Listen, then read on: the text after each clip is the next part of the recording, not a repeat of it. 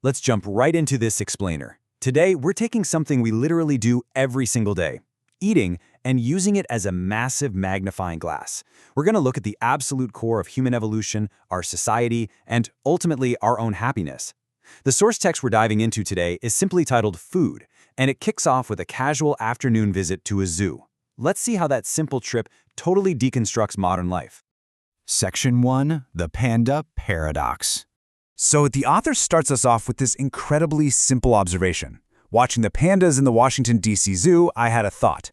Picture it, right? You're standing there in D.C., leaning on the railing, watching one of nature's most iconic animals just lazily chewing on some bamboo. It's tranquil, it is the absolute peak of modern convenience. But for the author, watching this scene triggers a pretty profound and kind of unsettling train of thought about existence itself. Which brings us to the pivotal question of this whole explainer. Are these pandas happy? Now, I know it sounds like a question a kid might ask, but it's actually incredibly layered. Because as the text points out, these pandas, they've got it made. They have plenty of super nutritious food, they're safe, they're well fed, and their survival is basically guaranteed. But, and this is a massive but, they are completely yanked out of their natural habitat. They are totally separated from the wild, unpredictable world they were biologically built for.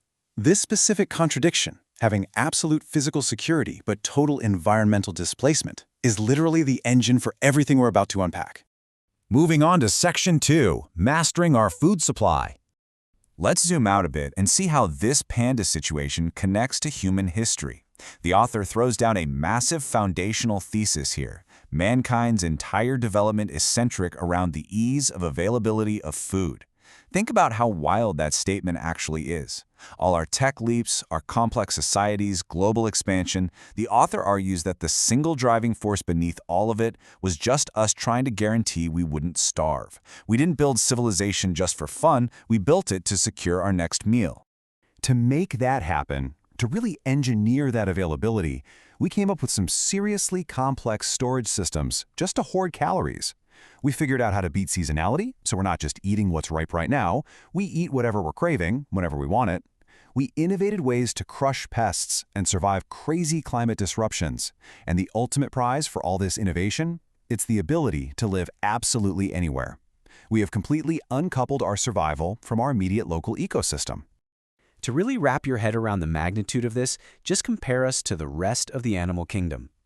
Out in the wild, animals have to constantly move through jungles searching for food, and they just have to adjust when disruptions like famine hit. Their survival is entirely reactive. But humankind, we don't adjust to the environment. No, we force the environment to adjust to us. We have evolved these incredibly complex systems that guarantee food is available everywhere, regardless of whether it actually grows there or not. And this perfectly highlights our absolute triumph over geography. The source gives us two super vivid examples here. First, eating rice in a desert. Rice needs massive amounts of water, and yet it is seamlessly served up in an arid wasteland. Second, enjoying fresh marine salmon while sitting hundreds of miles inland, nowhere near a sea or river. You can literally be in the middle of a landlocked state and still have fresh ocean fish for dinner.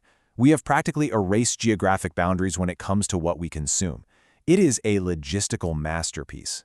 Section 3. The True Divide. But here is where things take a turn. This global food mastery has essentially created a stark new definition of socioeconomic status. According to the author, the modern gap between rich and poor is defined almost entirely by food, specifically its availability, nutrition, and choice. The rich get to enjoy an absolute abundance of highly nutritious food with unlimited choices literally anytime they want. On the flip side, the poor still face a reality of less access to food overall and critically, significantly less access to nutritious food, which leaves them with very limited choices.